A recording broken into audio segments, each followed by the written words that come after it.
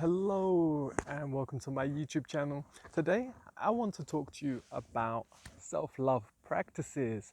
This is due to my last podcast guest, Katie Mars. So hello Katie, if you're watching this. We was having an exchange on Instagram talking about self-love, and she put up a post about what's something you're proud of today. And the first thing that came to my mind, because I had just finished doing it, was a self-love foot massage. So I chucked that in the comment, let her know, and we had a little exchange back, and she loved it, and we talked a little bit more and it touched her. So I thought I'd share that with you. Now, what do I mean by a self-love foot massage?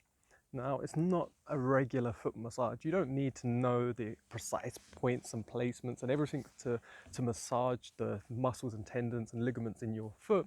It's all about the attitude you carry while you massage your foot. Now, self-love and self-care are two different things. Lots of people do self-care and say, oh, that's my self-love practice. Sometimes it is, but you've really got to take time to think, is that self-care carrying the attitude of love? Because the care is doing, the attitude is love. Yeah, so you always think you're doing something with love. And we talked about touch, because I could say to you now, I love you, and I do. Love you for watching, and I love everything and everyone out there.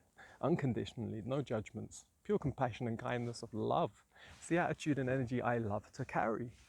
And it's just that, it's an attitude, it's an energy, it's a form, it's a way of being. Yeah. So you put that into your practice, you put that into your actions, the care that you take.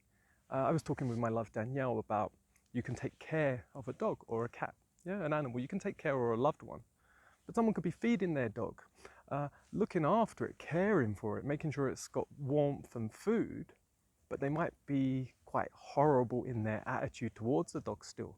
Yet they're still taking care of the dog, but with a bad attitude. Yeah, they're not being loving, and that's the difference. It's all about the love, the intention, the feeling that you have.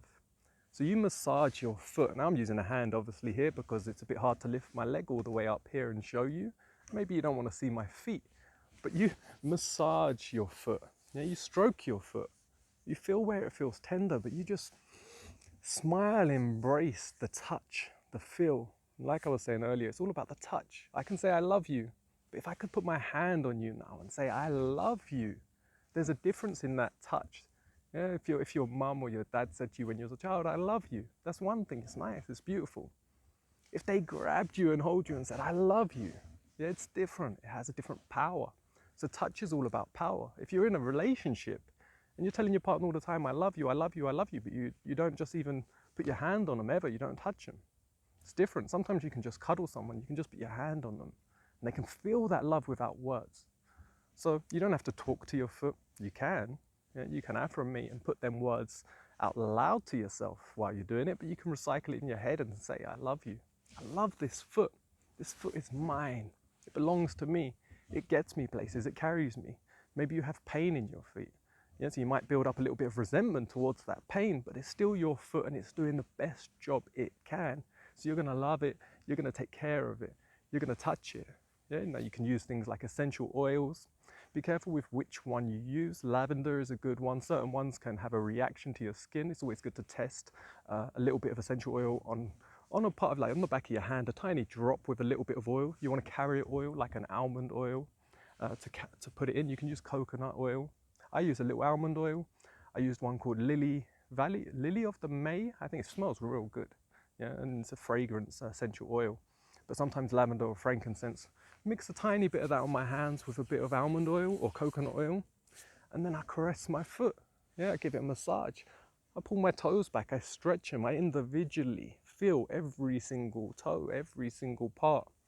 Yeah, and I just appreciate my foot. It's got me where it's going, and I've been doing a lot of barefoot practice at the moment of running outdoors on stones. Yeah, like really rough ground and training my foot as well as getting in grounding. But connecting with the earth, strengthening and stabilizing my central nervous system through the soles of your feet, which have a huge amount of nerve impact to how they're placed. Placement of your foot is important. Structure that they're held in, the shoes, etc. I go for wide-toed shoes, trainers. Do you know what? I'm going to take off my shoe.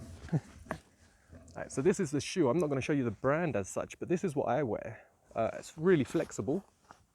It's very soft, It's got a tough rubber sole, but can you see there that it's wide? So my toes can spread out naturally. Your big toe isn't bent in. If you look at a normal shoe, it's more, comes in like this. Yeah, and it compromises your balance, it compromises your nervous structure, and mainly it's all about how your nerves in your foot are interpreting your movement, and that interacts with your spine, your brain, everything is all one. Yes, it's important what you wear on your feet, but if you can get barefoot in nature, put your feet to the ground, give your foot some love, some nourishment through touch and through care and through love, holding that attitude of love. If you've heard some of my other videos on self-love, I talk a lot about like I always see like that 50s dad from like America who's got a car in a garage that he loves, yeah, more than maybe his family. No one can touch it, no one can go near it. He doesn't even take it out the garage because he doesn't want it to get damaged, but he's in there polishing it. He's loving it. Maybe he sits in it and just pretends he's driving because he's just so in love with that vehicle. And that vehicle is your body. Yeah, so you get in love with that body no matter what it does, how it behaves. It's unconditional. Unconditional love, gratitude, appreciation for your body, whatever shape, size, behavior, anything it has, you just love it. Absolutely love it. Yeah. All right, so drop a comment. Let me know what you think. Let me know if you're going to try it. Let me know if you have tried it. Have a great day. Love yourself. I love you. And I will see you in the next video.